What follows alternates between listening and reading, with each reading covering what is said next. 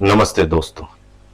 Basic concept of sociology इस श्रृंखला में आज हम सामाजिक स्तरीकरण का अर्थ, परिभाषाएं, विशेषताएं एवं आधार आणि प्रकार और परिणामों को देखने वाले हैं।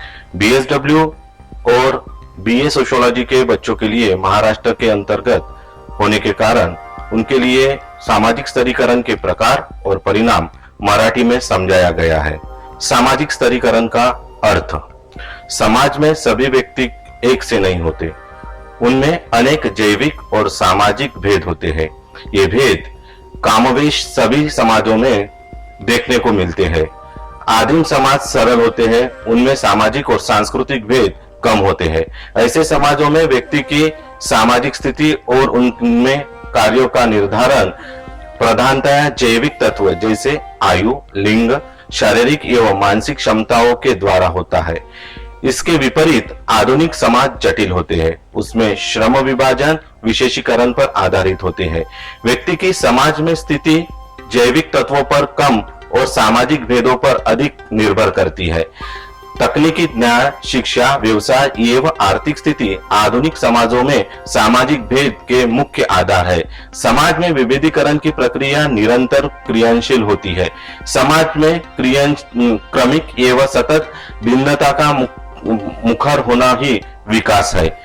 सामाजिक स्तरीकरण समाज का उच्चता एवं निम्नता पर आधारित श्रेणियों में विभाजन को स्पष्ट करता है। दूसरे शब्द में सामाजिक स्तरीकरण समाज का बहुत कुछ स्थायी समूह एवं श्रेणियों जो उच्चता व निम्नता के बोध पर परस्पर अवबोध होता है। मैं विभाजन है, वास्तव में मैं सामाजिक स्तरीकरण का आधार सामाजिक विभेदीकरण है। जब भिन्न सामाजिक विशिष्टताओं में के साथ भिन्न सामाजिक प्रतिष्ठा जुड़ी जाती है, जिसमें कतिपय सामाजिक विशेषताओं को समाज में ऊंचा स्थान, अच्छी सुविधाएं और पुरस्कार प्रदान किया जाता है, तो समाज न केवल विभेदीकृत होता है बल्कि स्तरीकृत भी होता है। सामाजिक स्तरीकरण की परिभाषा है, पी गिन्सबर्ग कहते हैं, सामाजिक स्तरीकरण समाज का उन स्थायी समूहों अथवा श्रेणियों में विभाजन है जो उच्चता एवं अधिकता संबंध में परस्पर संबंधित है। थियोडोर केपोल के अनुसार संस्करण किसी सामाजिक व्यवस्था के सदस्य को उच्च नीच के क्रम में सजाता है, जिसमें प्रतिष्ठा, संपत्ति, प्रभाव तथा सामाजिक स्थिति की अन्य विशेषताओं में काफी विभिन्नताएं देखने को मिलती है। बेरेंस्टेन रेसेल, सामाजिक स्तरीकरण एक प्रकार से किया गया समाज में व्यक्तियों का विभाजन है, जैसे कि उच्च वर्ग, मध्यम वर्ग, निम्न वर्ग। सामाजिक स्तरीकरण की विशेषता है सार्वभौमिकता, प्रत्येक समाज में किसी न किसी रूप में स्तरीकरण अवश्य ही पाया जाता है। दूसरा है सामाजिक मूल्यांकन, सामाजिक स्तरीकरण में समाज का वर्गीकरण कार्य व पद के आधार पर किया जाता है, किंतु समाज का प्रत्येक वर्ग किसी व्यक्ति को अपने में मिलने से पूर्व यह अच्छी तरह देख लेता है कि वह व्यक्ति उस वर्ग के योग्य है या नहीं। इस प्रकार की योग्यता परीक्षण को सामाजिक मूल्यांकन कहा जाता है। कार्यों की प्रधानता, सामाजिक स्तरीकरण मुख्य विशेषता यह है कि इनमें कार्यों को महत्व दिया जाता है। निरंतरता, सामाजिक स्तरीकरण एक निरंतर चलने वाली प्रक्रिया है।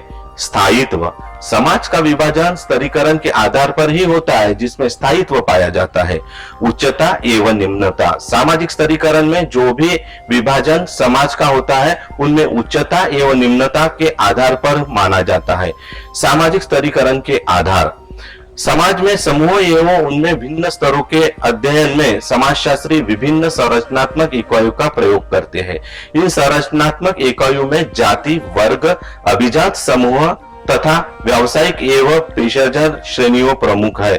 समाज में विभिन्न समूहों के बीच श्रेणी अथवा स्तर के निर्धारण में भूमिका अथवा स्थिति को इकाई के रूप में लिया जाता है। समाज में स्थितियां एवं भूमिकाओं का श्रेणी क्रम मनमाने ढंग से नहीं होता, बल्कि निश्चित मूल्य एवं मानदंडों के आधार पर होता है। ये मूल्य आम सहमति या वैचारिक सामंजस्य पर आधारित होते हैं। समाज के स्तरीकरण में जाति, वर्ग एवं शक्ति की महत्वपूर्ण भूमिका है। सामाजिक स्तरीकरण के मुख्य आधार इस प्रकार स्पष्ट किए जा सकते हैं। एक, आयु, कुछ समाज में सामाजिक स्थिति प्रदान करने में आयु को विशेष महत्व प्रदान किया जाता है। हमारे देश में अधिक आयु वाले लोगों को अधिक मान सम्मान दिया जाता है। लिंग भेद भी सामाजिक स्तरीकरण का आधार है। विभिन्न समाजों में लिंग भेद के आधार पर ही स्तरीकरण पाया जाता है। यह स्तरीकरण संभवतः सबसे प्राचीन एवं सरल स्तरीकरण है। लिंग के आधार पर स्थिति एवं कार्यों का विभाजन किया जाता है। प्रजातीय के आधार पर स्तरीकरण प्रजाति के आधार पर भी किया जाता है। आध्यात्मिकता के आधार पर स्तरीकरण, समाज में जो व्यक्ति आध्यात्मिक दृष्टि से ऊंचे उठ जाते हैं उनका समाज में विशेष स्थान होता है।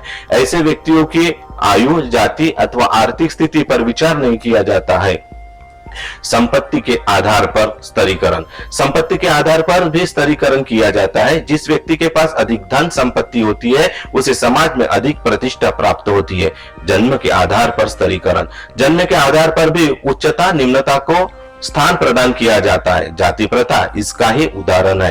रक्त संबंधों के आधार पर स्तरीकरण, रक्त संबंध के आधार पर भी सामाजिक स्तरीकरण किया जाता है। जो व्यक्ति ऐसे पुरुषों के संतान होते हैं जिन्होंने सद्गुणों द्वारा समाज में सम्मान एवं प्रतिष्ठा प्राप्त की है, वे रक्त संबंध के कारण ही समाज में प्रतिष्ठा प्राप्त करते हैं तथा उनको उच्च स्थिति प्रदान की जाती है। धार्मिक योग्यता, आदिम समाज और उन समाजों में जहां पर जातिगत स्तरण पाया जाता है, धार्मिक योग्यता सामाजिक स्थिति का निर्धारण करने में महत्वपूर्ण है।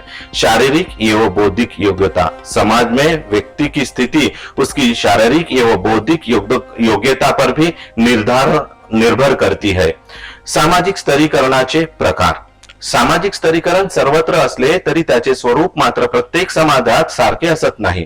जन्माला आलेल्या व्यक्तीला आपल्या सामाजिक स्तर बदलण्याची संधी आहे की नाही त्यानुसार सामाजिक स्तरीकरणाचे बंद स्तरीकरण आणि मुक्त स्तरीकरण असे दोन मूलभूत प्रकार पाडले जातात। जेव्हा जन्माच्या आधारे व्यक्तीला विशिष्ट स्तर सदस्य मानले जाते तेव्हा तिला त्या स्तरात कायम राहावे लागते। अशा स्तरीकरणास बंदिस्त स्तरीकरण म्हटले जाते। या स्तरीकरण व्यवस्थेला व्यक्ती आपल्या सामाजिक स्तर बदलण्याची संधी नसते। भारतातील जाती व्यवस्था हे याचे ठळक उदाहरण होय। पुढे जाती व्यवस्थेतील श्रम विभाजन व जाती व्यवसाय विभागणी यातून बलुतेदारी अलुतेदारी पद्धती अस्तित्वात आली। जेव्हा व्यक्तीचे गुणवत्ता, पात्रता, आर्थिक स्थिती, शैक्षणिक स्थिती, व्यवसाय यांचा विचार करून तिला विशिष्ट स्तराचा सदस्य मानले जाते तेव्हा अशा स्तरीकरण व्यवस्थेला मुक्त स्तरीकरण असे म्हणतात। हे स्तरीकरण कायमचे बंद नसते। या व्यवस्थेत व्यक्तीला आपला सामाजिक स्तर बदलण्याची अनुमती, संधी व सोय असते। वर्ग व्यवस्था हे याचे ठळक उदाहरण होय। सामाजिक स्तरीकरणाचे परिणाम, व्यक्ती विविध सामाजिक भूमिका पार पाडत असताना त्यामागे असणारी काही मूलधार दिसून येतात। त्याद्वारे स्तरीकरणाला काही परिणामे लाभलेली दिसतात। संपत्ती, सत्ता आणि प्रतिष्ठा ही सामाजिक स्तरीकरणाचे तीन प्रमुख परिणामे होत। या गोष्टी समाजातील सर्वांना हव्याशा वाटत असतात पण त्याचे विषम वितरण हे स्तरीकरणाचा खरा आधार होय। संपत्ती, सामाजिक वर्ग प्रामुख्याने उत्पन्न आणि संपत्ती या आर्थिक घटकावर न ठरता समान आर्थिक दर्जा असणाऱ्या लोकांचा वेगळा वर्ग बनतो। साहजिकच समाजातील सर्व व्यक्तींचा आर्थिक दर्जा सारखा नसल्याने अनेक आर्थिक स्तर समाजात निर्माण होतात। जोबळमानाने उच्च वर्ग, मध्यम वर्ग व कनिष्ठ वर्ग असे आर्थिक दर्जानुसार तीन प्रमुख स्तर मानले गेलेले आहे। तरी या तीन स्तरातही उपस्तर असतात पण त्यांचा आर्थिक दर्जा समान त्यांना एका विशिष्ट वर्गात समावेश होतो।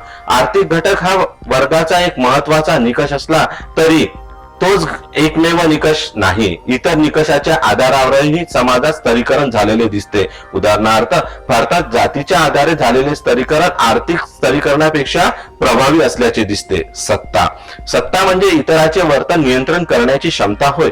सामाजिक स्तरीकरण हे परिणाम संपत्ती इतकेच महत्वाचे मानले जाते। सर्व लहान मोठ्या समाजात सत्तेचे अधिष्ठान असून ते कार्यरत असते। कोणत्याही समाजात सत्तेचे वितरण विषम प्रमाणात झालेले असते। ज्यांच्याकडे अधिक सत्ता केंद्रित झालेली असते त्यांचा वर्ग सत्ताधारी वर्ग असतो तर ज्यांच्याकडे सत्ता नसते तो सत्ता विहीन वर्ग होय. व्यक्तीची व गटाची सत्तेची क्षमता समाजाच्या फार मोठ्या भागावर परिणामकारक ठरते.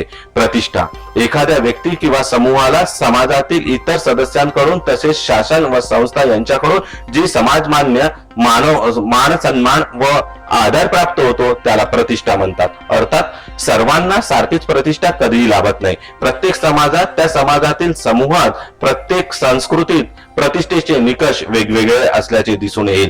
पण बहुतेक समाजात ज्यांच्याकडे जास्त संपत्ती आणि सत्ता असते त्याला अधिक प्रमाणात प्रतिष्ठा लाभलेली दिसते. उद्योगपती, काही अत्यंत प्रभावी राजकारणी, बडे बागायतदार, मोठे व्यापारी यांच्याकडे संपत्ती व सत्तेमुळे समाजात प्रतिष्ठित म्हणून गणले जातात. म्हणजे सामाजिक स्तरीकरण व्यवस्थात प्रतिष्ठा हा घटक महत्वाचा मानला जातो. सामाजिक स्तरीकरण के संदर्भ में यहाँ पे अपन ने आज चर्चा की ही. आगे भी ऐसे विविध सोशियोलॉजी के ऊपर वीडियो आपके सामने मैं पेश करूंगा. अगर आपको मेरा ये वीडियो अच्छा लगता है तो इसे लाइक करें, सब्सक्राइब करें और शेयर करें. धन्यवाद.